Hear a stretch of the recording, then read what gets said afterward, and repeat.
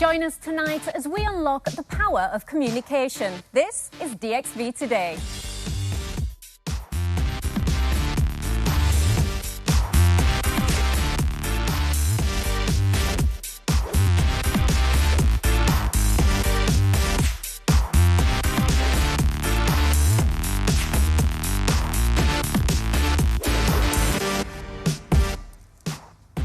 Evening all, welcome to DXB Today. It is, as you well know, World Telecommunication Day. This day is one that's celebrated globally to encourage dialogue and collaboration in the field and promote affordable access to digital technologies for us all.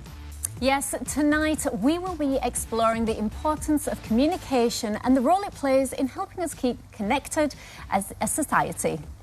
Yes, indeed, Amy, and we will be joined by experts to discuss the potential of communication technologies to address global challenges and improve people's lives. And I'm really glad that we're covering this subject today because I read up that 37% of the world's population actually have never used the internet. Amazing. 2 billion people have never used the internet. 37%? Yes, as of 2021. Yeah. That is extraordinary. And that's what I would do without the internet. I wouldn't function. A lot of that is down to coverage, isn't it? And also accessibility, but also the key of education. And I think that's a lot of people talk about the route out of poverty, don't they? And it's education, education, education. If you offer an education, then it is a path to making a living and a route out of poverty. Yep, absolutely. So I'm excited to see what our guests today have for us in this regard. Definitely. Looking forward to that. Right. Who's guest co-host today? Well, our guest co-host is known for educating his followers on all the latest innovations and is a proof of what we can achieve with and thanks to technology. So let's find out the identity of today's guest co-host. Hello, hi, I'm Emkwan, a tech content creator and YouTuber based here in the UAE, and I can't wait to join you on the show in a few moments. Yes, indeed, he is the Middle East leading tech YouTuber and content creator, and we'll get to hear more from Emkwan very, very shortly. Now, we all use technology to enhance our lives on a daily basis, but there is great reward for disconnecting from our devices and heading outdoors to learn a new skill or two. Amy, for instance, put her phone away for about 3 seconds to learn how to sail. I cannot wait to see how this one turned out.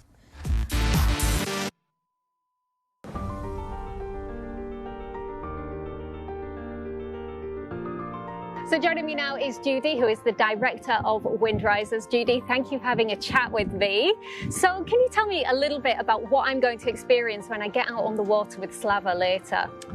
Oh, I think it will be amazing because I hope it's your first time on a sailing boat. Yes. Yeah, and you could feel the sails, the wind, power of wind, how boat goes on water. Perfect. Well, I can't wait to go for my sailing lesson, so I'm going to leave you right now and I'm going to go join Slava on the boat. Thank you so much. Bye. So joining me now is Slava from Windrisers. Slava, can you tell me a little bit about the company? Because I know you're very new, aren't you? Yeah, we opened our company like a few months ago in March, and we're here to share our sailing experience for everyone. So you can just come to our base, open our website and go to the water. It's simple. Okay, so who is your ideal candidate for coming out sailing with you? Someone like me, a novice that's got zero experience? Yeah, or that's somebody perfect. with lots of experience? We will be glad to hear any type of person here because, you know, it can be your first time, it can be your second time, it can be you can have got like a lot of experience. That doesn't matter. You can just come here and try our sailboats, maybe enjoy our racings or just practice on the water. So is there anything specific a newbie coming to sail with Windrisers needs to know before setting foot on the boat? I think no, you can just come here and try all things, and you can go to the water and learn all things there. Amazing. Well, I can't wait to try. Shall we jump on board? Yeah, let's go. Okay.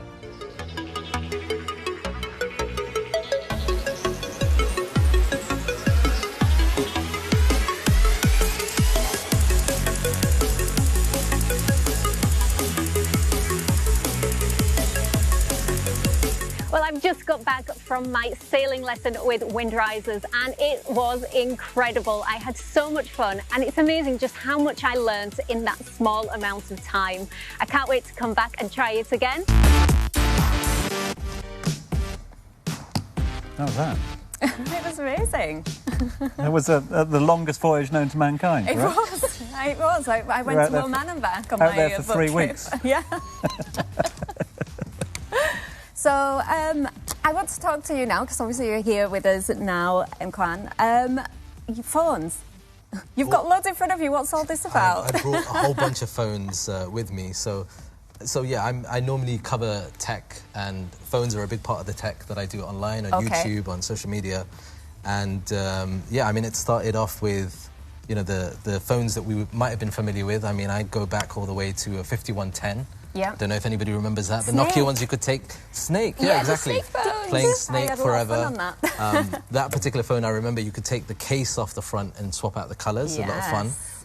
And we've got to this kind of situation now where we've got folding phones. We've got the phones that most of us would use nowadays that we might be familiar with. Talk to us about your story and how you started out, because obviously you will have evolved with telecommunications tech along your life. But what made you sort of go solo, as it were, and become an influencer, a tuber on all things tech? So I've been in the UAE for about 9-10 years. Yeah.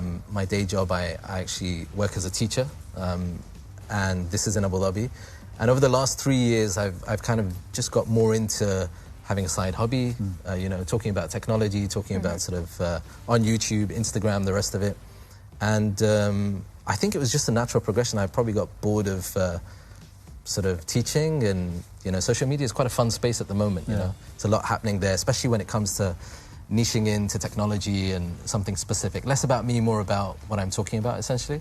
So it's just been a natural progression to where I am now. So what motivated you to want to share your expertise when it comes to technology? I think, I mean, I'm really into tech, and it was an excuse just to buy phones and, you know, and say, look, I'm doing it for a reason, you know. The wife doesn't get so upset then. So, so I think that was really one of the main reasons. But I think there's a lot of fun. I mean, if you think about how much we use our tech today, it's incredible, you know. And how often we replace them as well. Talk us through the evolution that you've brought. So I bought a few of the, I mean, these are my sort of personal phones. This is a really interesting one. If you recognise this, then kudos to you. Does anybody, you might recognise this. I do, but is that a BlackBerry? It looks like a BlackBerry. It looks like a... Tom. I just remember this old phone. You're talking about mobile phones. The first ones I had were like that, you know, they're the proper old bricks, I remember my dad having a phone. It was literally like a brick with an aerial. Yeah, it was huge. Yeah. No, I mean, I don't go back that long, but this is actually an old Palm Pilot. So it used to be essentially a smartphone, because a lot of people, myself, would have a Nokia 3310 or something like that. And then for the smart stuff, for emails, for calendar, you'd use something like this. So it's gone from this to where most of us would recognize, let's say, an iPhone now, where you can do all of that plus more on this device. But I mean, the progression now has gone from this normal form factor to something a lot more fun, which is this folding kind of smartphone. I've seen so these. A screen that just goes in like that. Which is amazing, and that's one of the current ones, is it? Yeah, this is one of the current. In fact, this is from last year, from Huawei, and they've changed it to this form factor now. I mean, there's no real pressure to upgrade per se. And I think, you know, it really depends on how you use your technology and what you need it for, essentially. But you know, it just shows how the evolution of smartphones has come and gone. A bigger screen. Yeah, so what's your personal opinion on these folding phones? Because my worry when I look at them is that they'll snap very quickly. They're actually, so a lot of people think they might snap, but I think this iteration is interesting because the screen folds out on this one, whereas on that one it folds in. Oh, and right. I think the design now, perhaps they've tested this out and they've decided that that is much more, you know, a safer option to go with, basically. I'm more comfortable with the old Palm Pilot, I think. You know, it's much takes me back to the day of the pages. Oh, yeah. Blackberries, pages, Blackberries. I loved my BlackBerry. I loved mine. It just lasted forever. The battery would never die. There is a bit of a sort of renaissance, isn't there, for old school phones? I'm not going to lie, I've been tempted to actually get one of the older phones just when I want to disengage for like a week, 2 weeks, because it's just so much fun to... Because I think we are bombarded by notifications, we're bombarded by, you know, posts from all sorts, every social media application. If it's not email, it's, you know, it's your friend telling you about, you know, their child's first walk or whatever it's going to be. Sometimes that does get overwhelming, you know. So I do know of cases on social media, people that I follow, people also in the tech scene in other countries that will use a non-smartphone for their time off. And that's so they just get SMSs and calls. A landline. Yeah. Well, landline is a bit... Who uses that, right? I'm showing his age now. And we will be talking about digital detoxing in a minute, but for now it's time for a quick break. And when we return, we will hear from two brands that are making life easier and faster for us. Don't go anywhere.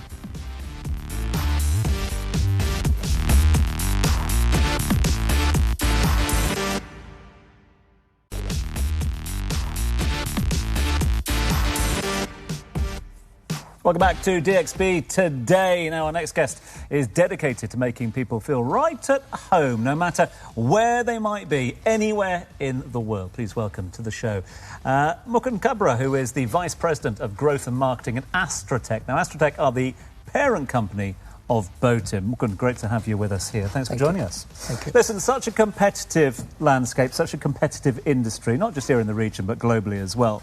BOTIM, one of the latest brands really to make a name for itself here in the region. How do you set yourself apart from the competition? That's a fantastic question. I'd say there are a couple of things that BOTIM does differently than the rest of the world. First one would be user obsession. While everybody talks about it that, you know, we are user obsessed, but BOTIM actually puts it to practice. When we started, we were just a communications platform, and we didn't really have any of the ultra features that we talk about today. And we wanted to roll out visa services, we wanted to roll out international money transfers, we wanted to roll out bill payments. But then, what do the users really want? Has anybody ever asked them? We ran a poll, we take any decision that we do with proper user-backed studies, and whopping 60-65% people said that, hey, we want international money transfers. And that's when we launched that. So user obsession would be one of them. The second would be investment into tech and cybersecurity. If you check out on Google Play Store and App Store today, you will see the BOTIM app has changed completely. If you would have seen this like maybe 8 days ago, it would have looked the same that it looked 3 years back. So we have consciously started making a lot of investment in tech, ensuring that the app looks refreshed, it's more engaging, it's more intuitive to the users. When it comes to cybersecurity, we are super serious about it. We proactively do penetration tests. We work with few of the best cybersecurity firms. The KYC process on BOTIM, which is, you know, about verifying, it's a central bank control guideline. And since we are getting into fintech and all, those processes are super strict. We don't let any scammers or, you know, fraudsters be there on the platform. Most of our approach is very proactive. These are like a couple of things. Apart from that, we have started tracking very big and impactful partnerships. Be it MoneyGram, which is powering our international money transfer product. Be it MasterCard, which is powering our prepaid cards. Fawry for Egyptian bill payments. Then you have Musafir for visa services. It's becoming a super app. Yeah, that's a super app. No. Ultra. The Ultra. I love it. Can I ask a question? So I recently attended your BOTIM launch event, you know, for the Ultra app.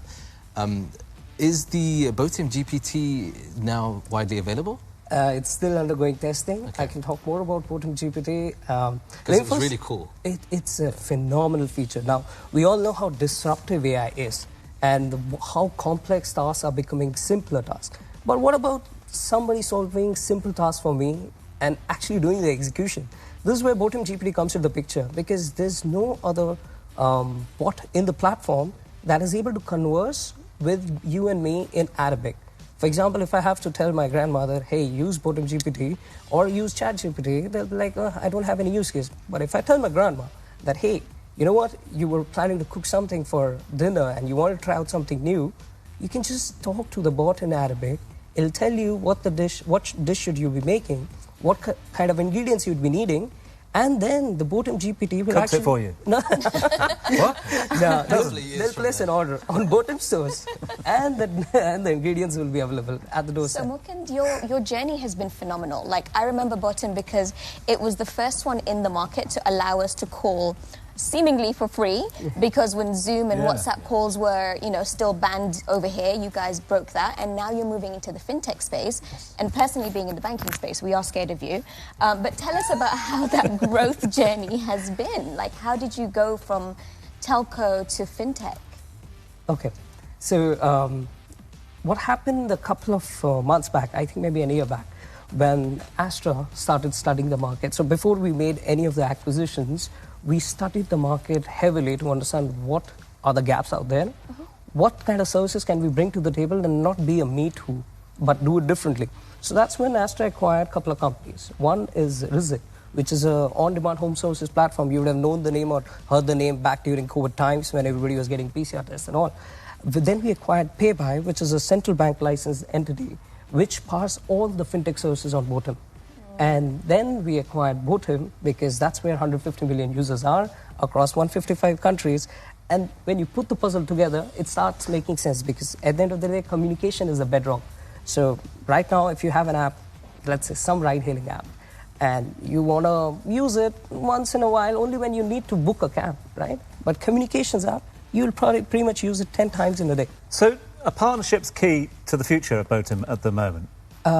They are an important part, yes. And that's why we've been focusing heavily on these partnerships.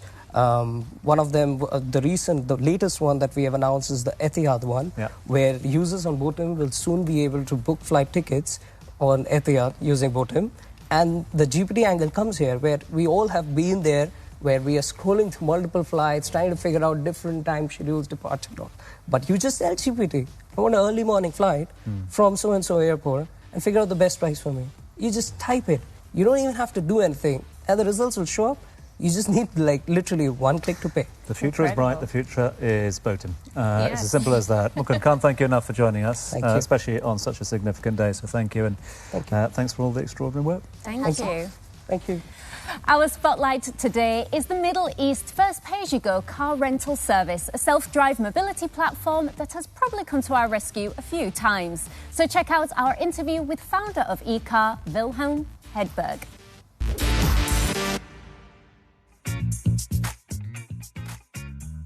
My name is Wilhelm Hedberg. I am the founder of eCar. It's the Middle East's first and largest personal mobility company. And I've been living in Dubai for 15 years, and I'm a proud entrepreneur of the last 10 of those 15. So at eCar, there's really two problems that we're addressing. On the one hand, car ownership is very expensive and it's cumbersome. On the other hand, taxis and other forms of chauffeur-driven solutions like ride-hailing companies can be quite expensive. So eCar is solving on both of those fronts by providing cars that you can drive yourself on a pay-per-minute basis at a fraction of the cost of a taxi, or a longer-term reservations like many months of subscription bookings that would be far cheaper.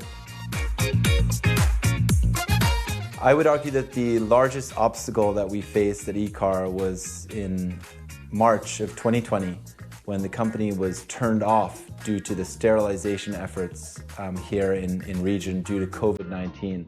That was a challenging time for us, of course, because we had no bookings and no revenue coming through. But, thanks to the hard work of the team at eCar and the fantastic support from one of our major investors at eCar, we were able to weather that storm, and we came out a much stronger and much leaner company on the back of it. So during the COVID-19 lockdown, we actually supported frontline workers by donating 500 cars to frontline workers in Dubai. And this was an initiative that was supported across eCar as a company and the board. And it was an opportunity for us to also give back to these very special people who have basically put their lives on the line to support everyone living here in Dubai, make sure that we're safe. So I would argue that's probably the most impactful thing that we've done in the community. What I love most about living in Dubai, I would argue, would be my sort of selected family, if you will, my adopted family here in Dubai. These are all the friends that I have sort of made over the last 15 years of living here. Not just outside of work. I'm very close to the people that I work with as well. In fact, at eCar we play football every Thursday, and we're known to play a ping pong tournament or two as well. So I would argue that, yeah, it's the people that I surround myself with that I find to be the most precious here in Dubai. So relaxation in Dubai is, my term for that is Sauna Sunday. So I can't believe I'm actually saying this, but every Sunday I'll go for what's called a cold plunge and a sauna. So it's a 10 degrees Celsius cold plunge, followed then by sauna, and it's a great way to sort of shock the system on a Sunday to feel refreshed when you wake up Monday, ready for work. Sauna Sundays. Loving it. Thanks so much indeed for that one. Good to hear from Wilhelm. Love the e-car service. Absolutely love the e-car service. But I always wonder, you know, when I get to work pretty early in the morning, but I always wonder, how did that e-car get there? But you just see it left in a spot in the middle of nowhere. And it's like, who's left it there? And who's picking it up? Anyway, something for them to sort out, I'm sure. Time now for the daily roundup. And who's got their finger on the pulse this week? It is Dua. Thank you. Yes, indeed, Tom. We are talking today about the latest ranking that Dubai has acquired. So Dubai has been ranked among the top 10 cities globally for digital detoxing. Psychologists actually share tips of how to get rid of smartphone addictions. And experts actually say that 1 out of 5 people in the UAE suffer from mental health conditions such as anxiety, depression, linked to technology. So I've actually found in my own experience since the COVID pandemic and we were working from home and we're on our phones 24/7, like it's directly led to me burning out multiple times. So for me, digital detoxing is not having, for example, emails on my phone. Because pre-COVID, I'd be in the office, and then when I leave the office, I've left the office. But during COVID, I was waking up and checking emails and going into firefighting mode, and it wasn't very healthy for me. So that's my own version of digital detoxing. What about you guys? My penny's worth, Dubai ranked among top 10 cities globally for digital detox. Nonsense. I'm not sure where we got this this research from. I can't think of a more digital city. Definitely. I mean, I think people have got 4 phones. Exactly. Yeah, and everywhere you go, it's geared to Instagram. Like, here's a beautiful Instagrammable restaurant, Instagram spot. Everything is geared around, you know, that digital essence. So I find it hard to think that we definitely need to detox. I think it's really important to make sure that we do get that detox, like you said, because if you don't, you are going to burn out. And this is certainly something that I've noticed as someone who's constantly connected online, but also I'm picking up this from more and more people that interact with me, followers and subscribers who say the same thing. Look, Emkwan, how can I, you know, reduce the amount of screen time that I'm spending or whatever? In fact, most of the smartphones that we have nowadays will actually have 2 functions and features on there that are really handy. The first one, the numbers never lie. You can actually see the amount of screen time that you have on your phone. And it is shocking because... It's always so shocking. Because I showed my mum this, and she was adamant, no, I'm only using my phone for an hour a day, maximum 2 hours. It was, like, insane, almost 8 hours. Sorry, Mum. But, like, it was shocking just how much the numbers don't lie. And then, you know, you can actually see what apps you're using, what, you know, genre of apps you're using. So that's the first thing. But the second thing is there are a lot of smartphone, Android has this, iOS has this, where you can actually customize so that you have do not disturb on, or you can customize essentially times that you only want certain apps to notify you. So for example, in your case, if you don't want emails, you can actually manually set that up so you won't be bugged by work. You know, I use that religiously. Yeah. But what are the tips? You bring up a very good point. What other tips do you have for our viewers on how to reduce their screen time? I think you need, it's really important. Think about the situation. So most of us might be around children or might have children. You can see when a child is using the screen too much. You know, it's almost an automatic response. We might say to them, you might want to take a break or whatever. We've got to almost self-do that as adults as well, because if you don't do that, you'll essentially be scrolling through TikTok and Instagram for hours on end. So I think it is about being a bit mindful, but also changing it up so that you're doing something in the real world. You know, it's almost getting out for a walk or going for a coffee or something like that, calling someone and saying, look, let's meet up. Yeah. It's interesting what you're saying about children, like, you know, we limit their screen time, but it's so funny when you see children that are around parents that are obviously very active on their social media, and they have a camera put in front of them and they spring to life because they know they've got to act for the camera, or they're pouting when they're posing, or they know all the filters on, you know, Snapchat and Instagram, etc. They mimic, exactly, and it's going to have, I think, a big impact in the future. I mean, we're kind of the generation where we can kind of properly step away from social media and all of that, but actually, like, the younger ones, they're the ones that are probably to worry about. Yeah, absolutely. And you always constantly sort of, you know, everyone says, oh, you know, there's nothing worse than seeing a family sat around a table and everyone just looking at their phones. We're probably all guilty of that. We are all guilty, yeah. Definitely all guilty of that.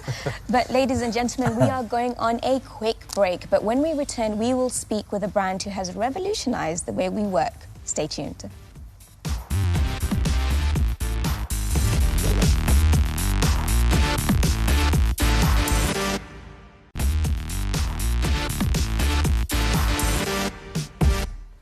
Yeah, welcome back to DXB Today, where now we're joined by our next guest, a pioneer in the use of telecommunication to transform the way that we work, we live, we play in many ways.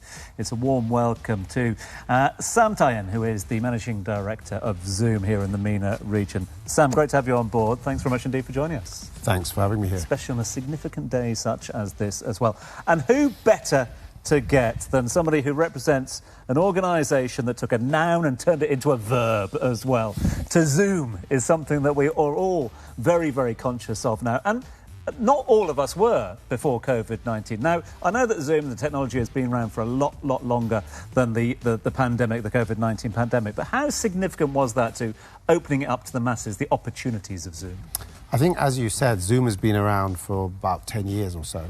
But clearly a lot of people became aware during the past 2-3 years, and obviously that awareness accelerated some trends which were there in a manner, but certainly they got greater focus and acceleration. And we've seen that continue because we've seen really the ways in which people change their work patterns have become embedded in a manner. Very interesting. So I was using Zoom at the beginning of the pandemic, and it was interesting to see that day to day it was almost changing daily to, like, accommodate the way that we work. So tell us about that journey and how quickly you guys pivoted as an organisation. Certainly there was very rapid development at the time. And if you look back some number of years, Zoom was a focus on one particular thing, which was obviously video communications. Yeah. Now there is a whole platform with chat and email and all sorts of things added in there as well. So certainly the scope has extended considerably. You're quite right. And many features were added, many capabilities were added and so on, whether it be the encryption, whether it be other things as well, end-to-end encryption. Sam, I'm curious, as somebody that works with Zoom, how often do you now go into the office? Not very often, yes, not very often.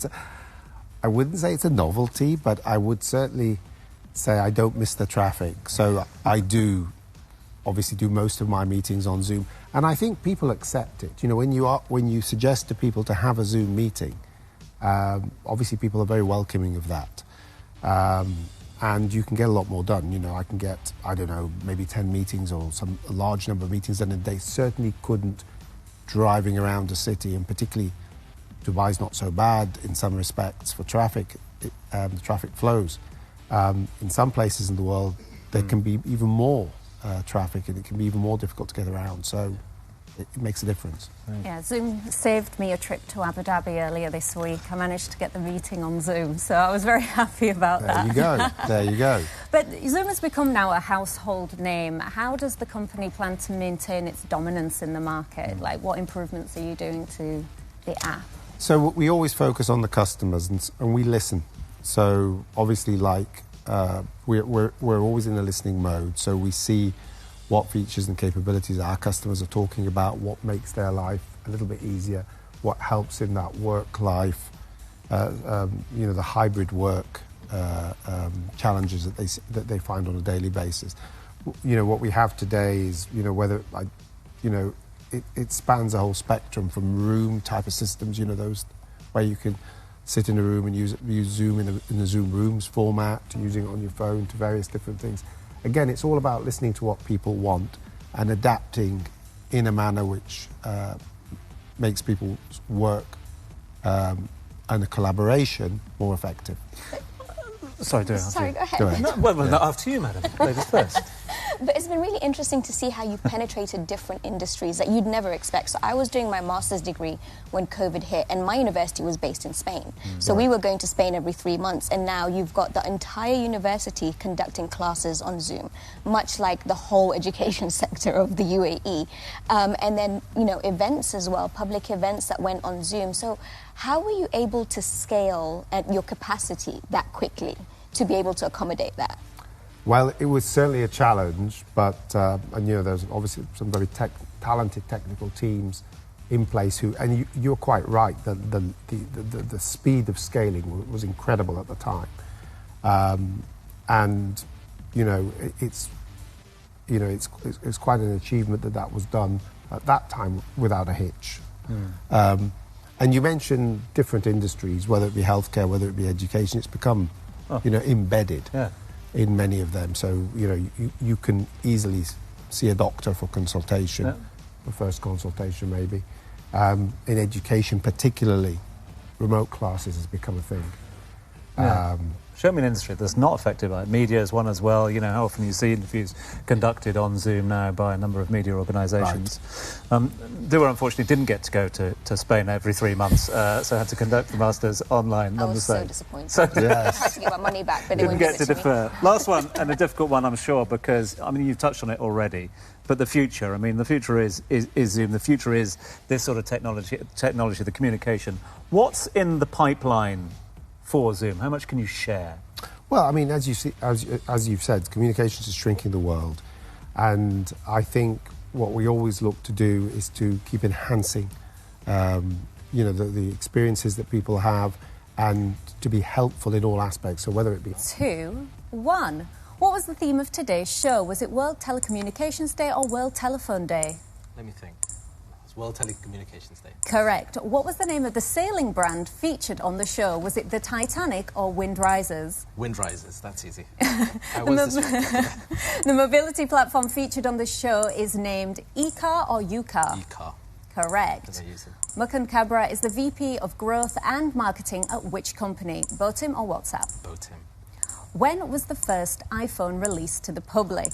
2007 or 1973? 2007. Correct. Sorry, Apple.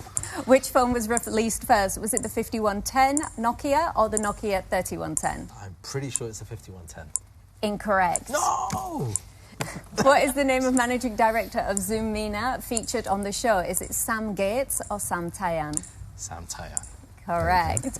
What does the acronym IG stand for? Is it Inigram or Instagram? Instagram. Correct. Time is up. And you have 7 questions correct. Bad, 7's quite good. Let's see where you are on the leaderboard. Yeah. Oh, at the top of the leaderboard. At the top of the leaderboard. Yes. You were paying attention. Congratulations. Congrats, Emkwan. Thank you very much. Thank you both, gentlemen, for educating us today. Now, it's time for another short break, but we'll be speaking to a very talented artist when we return. Don't go anywhere.